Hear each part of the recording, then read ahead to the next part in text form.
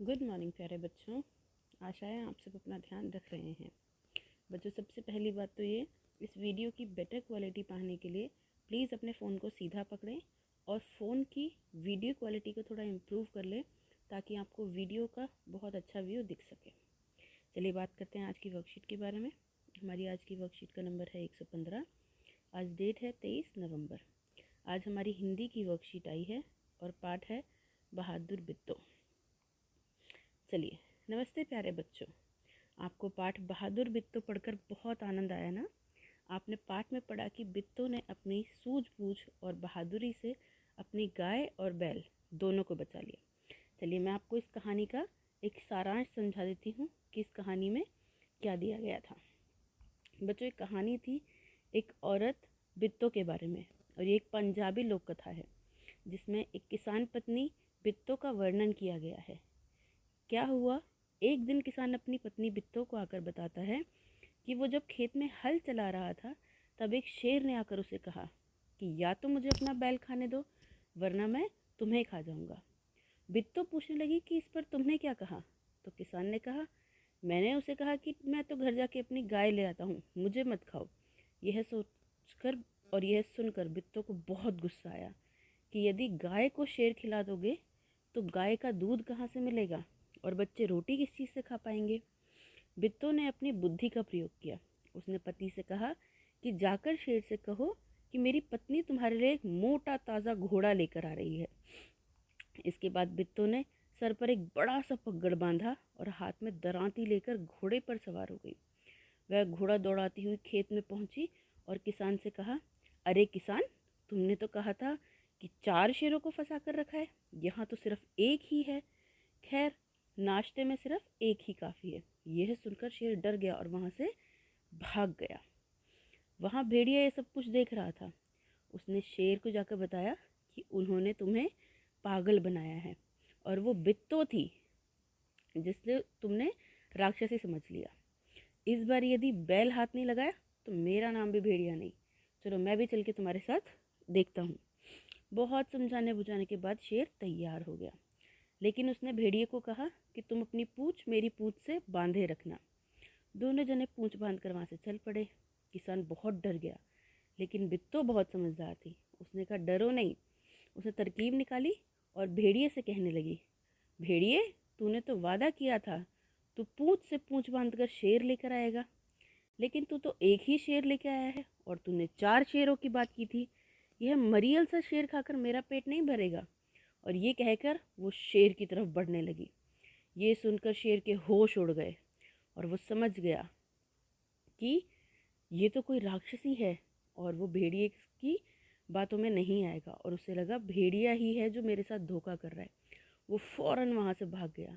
भेड़िए ने बहुत कोशिश की उसे समझाने की, लेकिन वो डर कर भागता ही चला गया और उसके बाद वो कभी दोबारा खेत की तरफ नहीं आया और किसान और बित्तो दोनों आराम से रहने लगे।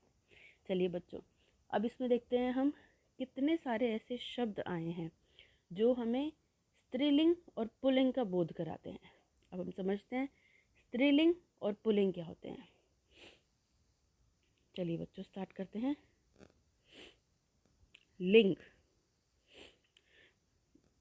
नमस्ते प्यारे बच्चों, आपको पाठ बहादुर बित्तो पढ़कर बहुत आनंद आया ना। आपने पाठ में पढ़ा कि बित्तो ने अपनी सूझबूझ और बहादुरी से अपनी गाय और बैल को बचा लिया। बच्चों, यहाँ बैल और गाय पुरुष और स्त्री जाति की ओर इशारा कर रहे हैं। पुरुष जाति क्या है और स्त्री जाति क्या है, पढ़ते हैं। संज्ञा के जिन शब्दों से पुरुष जाति का बोध होता है वो पुल्लिंग कहलाते हैं, और संज्ञा के जिन शब्दों से स्त्री जाति का पता चलता है वे स्त्रीलिंग कहलाते हैं। जैसे पुल्लिंग में हम क्या लिख सकते हैं, पापा, नाना, काका, शेर, हाथी, चीता। ये सब क्या, किस चीज़ का बोध करा रहे हैं, हमें किस चीज़ के बारे में बता रहे हैं, पुरुष जाति के बारे में, कि कोई है जो आदमी है, मेल है। और औरत, चाची, नानी, हथनी, बाघिनी, ये सब हमें क्या बता रही हैं, स्त्री जाति का बोध कराती हैं। मतलब हमें फीमेल के बारे में पता चलता है। चलिए अब पढ़ते हैं राइम। स्त्रीलिंग पुल्लिंग भेद है मेरे, याद करो तुम शाम सवेरे। स्त्री पुरुष का भेद बताऊं, तभी तो बच्चों लिंग कहलाऊं। चलिए स्टार्ट करते हैं प्रश्न नंबर 1 से। बच्चों चलिए, फूलों को सही लिंग वाले शब्दों से सजाते हैं। डिब्बे में दिए गए शब्दों में से सही शब्द चुनकर लिखते हैं। सबसे पहले क्या है, पुल्लिंग है, और उसमें उन्होंने जो पहला शब्द लिखा है वो क्या लिखा है, छात्र। चलिए हम भी शब्द देखना शुरू करते हैं। यहाँ पर डब्बे में पहला बॉक्स दिया गया है रानी।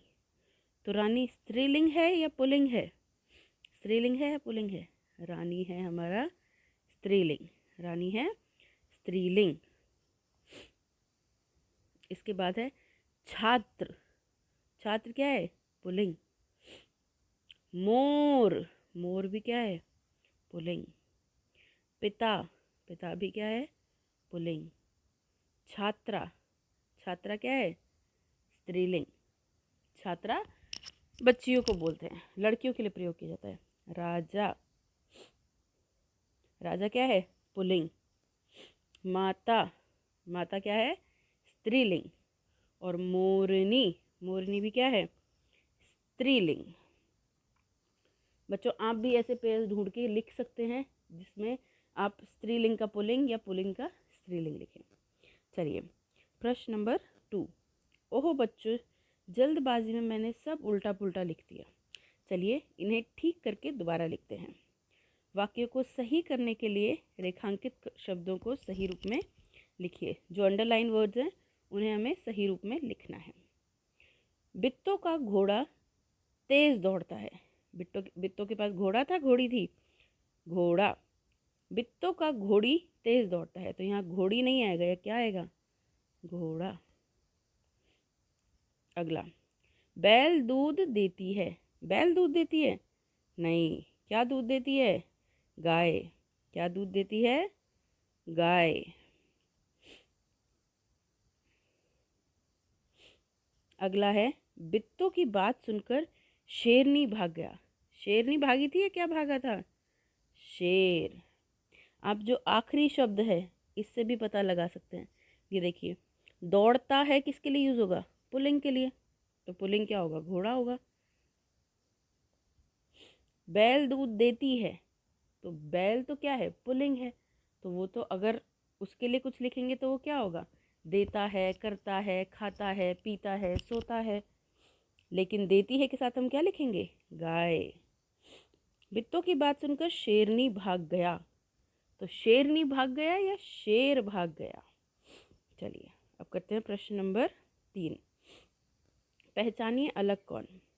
प्रत्येक पंक्ति में एक शब्द का लिंग अन्य शब्दों से अलग है और वही हमें आइडेंटिफाई करना है।